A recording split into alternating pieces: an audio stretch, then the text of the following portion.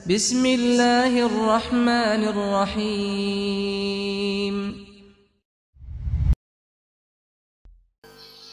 Jamaah rahimakumullah. Dalam hadis yang diriwayatkan Imam Ahmad, Rasulullah SAW menyebutkan tentang orang yang terbaik secara umum dalam ranah kehidupan ini, kehidupan kemanusiaan ini. Karena kalau kita melihat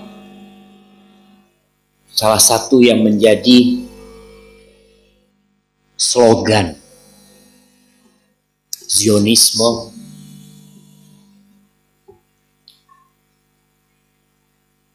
adalah kemanusiaan, kebebasan, persamaan, HAM, hak asasi manusia.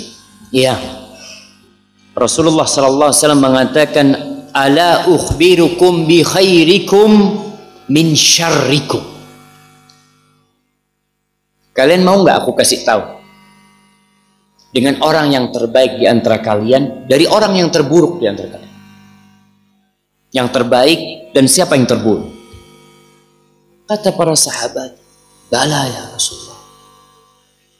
Lalu beliau mengatakan sallallahu alaihi wasallam, khairukum man yurja khairuhu wa yu'manu syarruhu wa syarrukum man la yurja khairuhu wa la yu'manu syarruhu.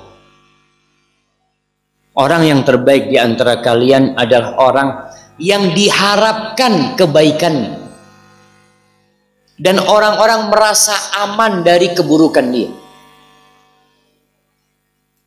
Jadi kalau mau tahu orang paling baik di antara kita, yang keberadaannya di nanti-nanti, yang kebaikan orang ini Masya Allah, alhamdulillah nih masjid bisa jadi. Siapa? Fulan. Dia yang bantu. Sejak ada Fulan, alhamdulillah dakwah bisa lancar.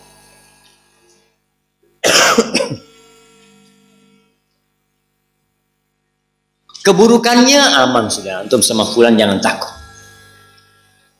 Orangnya baik, nggak pernah nyalah sama orang, nggak pernah gangguin orang. Ini orang baik. Sedangkan orang yang buruk di antara kalian adalah orang yang kebaikannya tidak diharapkan. Kadangkala kita mau minta tolong sama Fulan, aduh jangan harap sama Fulan, jangan harap, mukanya doang yang bagus. Ada orang yang seperti itu. Jadi kita kadangkala bisa mengetahui kita ini baik atau tidak dari siapa? Orang lain. Kalau ternyata orang-orang nggak minta tolong sama antum, dia selalu minta tolong sama orang lain. Kenapa Fulan kok nggak minta tolong sama ana? Berarti dia tidak mengharapkan kebaikan dari antum. Para salafus soleh di kalangan sahabat dan tabi'in, kalau ada orang minta tolong sama mereka, mereka berusaha untuk memenuhi kebutuhan. Kenapa? Karena orang ini datang husnudzon sama antum. Antum insya Allah bisa bantuin dia. Terus antum tidak membantu dia, sedangkan antum mampu, maka antum jadi orang buruk. Dan ada orang-orang yang keburukannya membuat masyarakat meninggalkan dia. Kadang-kala antum lihat malam hari ada yang naik motor pakai knalpot apa? Bukan racing, masa racing gimana? Knalpot yang nggak ada tengahnya tuh. Hah? Brong kan? Ya apalah namanya tuh. Yang kalau naik satu kampung jadi dengar. Orang ini keburukannya bukan hanya untuk satu orang. Yang merasakan kejahatan dia satu kampung, sampai anak baru lahir pun merasakan. Nangis dia karena kaget dengan suara seperti itu. Itu orang yang buruk, jemaah. Maka antum lihat, Jangan-jangan kita pernah menyakiti orang sekampung. Ustaz, anak udah tobat Ustaz. Alhamdulillah. Baik, antum pernah menyakiti orang sekampung berarti harus minta tolong, minta maaf sama orang satu kampung. Benar jemaah. Di antara konsekuensi taubat orang yang menyakitin orang lain, dia minta maaf sama orang itu. Kalau ternyata orangnya terlalu banyak yang dia harus minta maaf, apa yang harus dia lakukan? Ya tetap minta maaf. Antum tulis list RT ini anak sudah minta maaf, alhamdulillah. Tinggal RT sebelah sana. Datang ke Pak RT, Pak RT. Anak ini dulu yang kalau malam hari biasanya teriak-teriak.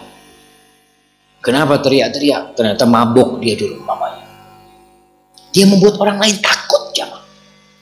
Kadang-kala kita lewat, sebagian perempuan itu lebih aman berpapasan dengan sapi daripada sama manusia. Betul. Kalau dia lewat depannya sapi, tendang dia. Tapi depannya laki-laki, ada na'udzubillah min dzalik. Na'udzubillah, benar. Anda merasakan kadang-kala kalau lewat gang ada anak-anak muda yang lagi minum atau apa dulu itu, kita nggak berani lewat sana. Tapi kalau yang ada di sana itu segerombolan anjing, tenang gitu. Permisi, anjing itu ya mungkin dia kira. Subhanallah jemaah. Makanya Allah mengatakan sebagian manusia itu ulaika kal an'am balhum adall. Sebagian manusia itu seperti binatang ternak, bahkan lebih buruk dari binatang ternak. Binatang ternak bisa disembelih jemaah, bikin sate. Tapi kalau manusia nggak bener, bisa antum bikin sate? Nggak bisa, nggak ada gunanya. Bahkan di penjara pun orang-orang senang ketika orang itu di penjara. Tapi tatkala keluar, mulai masyarakat ketakutan lagi. Nih syarrun nas, orang yang paling buruk. Kemudian Nabi SAW menyebutkan dalam hadis yang lainnya tentang khairun nas, dalam hadis yang diriwayatkan Daruqutni. Beliau mengatakan wa khairun nasi anfa'uhum linnas. Manusia yang terbaik adalah yang paling bermanfaat buat orang lain. Paling bermanfaat. Antum hidup, kalau bisa jangan bertanya apa yang diberikan negeriku kepadaku, tapi bertanya apa yang ana berikan buat negeriku. Jadilah orang yang bermanfaat. Dari level yang paling rendah, sholat berjamaah ke masjid. Ada sebagian orang yang kalau sholat berjamaah, ketika dia masuk ke masjid, sandalnya orang itu dibalikin sama dia. Dia tidak punya duit untuk sedekah di masjid. Dia tuh punya duit untuk ikut membangun masjid, tapi dia punya tenaga hanya untuk membalikkan sandal itu, sehingga orang yang turun dari masjid langsung pakai sandal. Manfaat buat orang. Ada orang yang kalau masuk toilet, orang setelahnya seneng banget kalau fulan masuk toilet. Karena kalau ana masuk setelah dia, kamar mandinya bersih dan wangi. Ini level manfaat yang langsung dirasakan oleh orang jamaah. Tapi sebagian orang, na'udzubillah min dzalik, tidak bisa memberikan manfaat buat orang lain, malah menyakitin orang lain. Ketika ada seorang sahabat bertanya kepada Nabi SAW, apa yang harus aku lakukan ya Rasulullah? Ya sedekah. Kalau nggak bisa, udah bantu orang lain. Ada orang mungkin mau ngangkat barang nggak bisa, jangan dilihatin. Anak kadang-kadang melihat ya, sebagian orang masya Allah. Ada orang lain mobilnya mogok, dia lewat pulang dari masjid lewat. Kenapa bang mogok bang? Iya. Ya Allah, bas mudah-mudahan nggak mogok. Pergi dia. Subhanallah. Apa yang bisa antum berikan manfaat buat dia? Tanya, mau didorong mobilnya, mau dia apa? Apa yang bisa antum lakukan?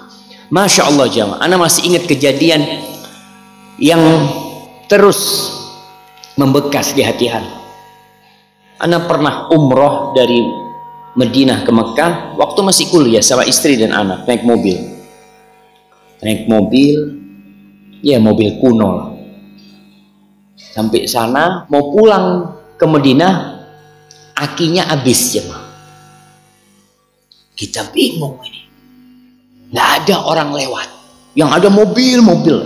Ya sudah, bismillah. Ana buka kap mobil, ana berdiri di pinggir jalan. Siapa tahu ada yang berhenti. Masya Allah, ada anak muda, tahu-tahu berhenti. Kalau antum lihat wajahnya nggak ada jenggotnya anak muda. Mungkin dari sisi ketaatan dia biasa cuma sholat 5 waktu aja. Tapi dia berhenti mengatakan, apa yang bisa ana bantu? Ana Masya Allah, ana ngomong bisa pinjem akinya untuk hidupin. Siap, dia bukan. Dia hidupin mobil ana. Setelah itu dia pergi jamaah. Wallahi kita ini nggak tahu amalan mana yang bisa memasukkan kita ke surga jamaah. Bagaimana Rasulullah SAW menceritakan tentang manfaat. Ada orang yang lewat di jalan, lalu ada ranting di jalan yang menghalangi orang lewat. Dia singkirkan ranting itu. Dia mengatakan la yu'dhi hadzal muslimin. Semoga ini tidak mengganggu orang-orang Islam, kata dia. Allah ampuni dosanya, Allah masukkan ke surga. Itu manfaat yang bisa diberikan. Lihat paku, antum jalan melihat paku di pinggir jalan, bukan dilihat, ya Allah banyak paku di sini, ya Masya Allah. Antum jalan terus. Dan ada sebagian orang yang seperti itu. Pulang dari masjid habis kajian ngelihat banyak sampah lewat. Ini orang-orang nggak bener, sampah ditinggal di masjid gitu. Terus antum benernya dari mana? Kenapa nggak antum ambil itu sampah? Antum taruh. Di sini antum jadi orang yang bermanfaat jemaah. Buat masjid, Rasulullah SAW melihat ada ludah di tembok masjid. Beliau tidak panggil sahabatnya, sini bersihkan. Lah, beliau bersihkan sendiri SAW dengan tangannya alaihi salatu wassalam. Beliau ingin memberikan manfaat jemaah.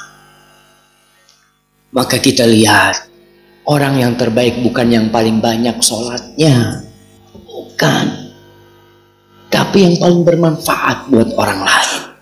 Maka berusaha antum. Tidak harus dengan harta, sekali lagi tidak harus dengan harta.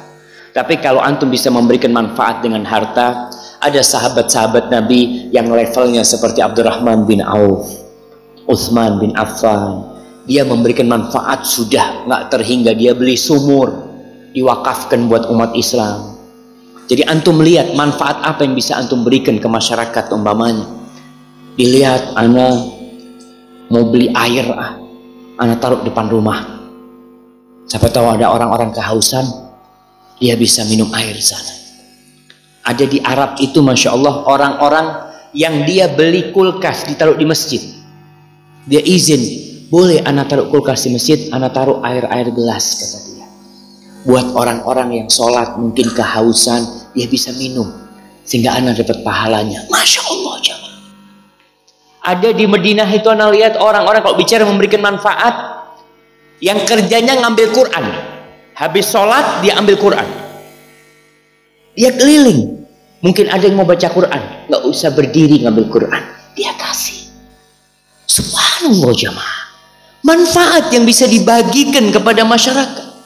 Ada orang-orang tua yang Masya Allah kalau hari Jumat dia itu kantongnya penuh sama permen. Di Jember ada seorang dokter Masya Allah dia. Kalau sholat Jumat di kampus kita, di masjid kampus kita itu anak-anak kecil habis Jumat mesti nungguin dia. Masya Allah. Permen satu jamaah, harganya berapa sih permen? Tapi bahagianya itu anak-anak. Masya Allah, dia sama teman-temannya, rasa apa punya kau? Masya Allah.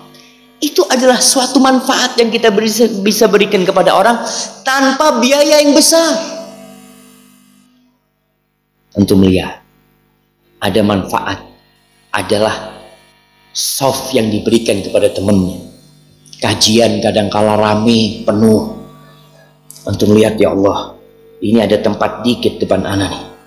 Antum maju sedikit, lalu panggil, Fadhol, sini, duduk sini. Berapa pahala yang antum akan dapatkan? Membuat fulan yang berdiri bisa duduk di sebelah antum. Karena kalau habis duduk antum sakit hati, oh ternyata sempit ada dia di sini. Allah, antum terima memang berbagi dengan mereka, jangan.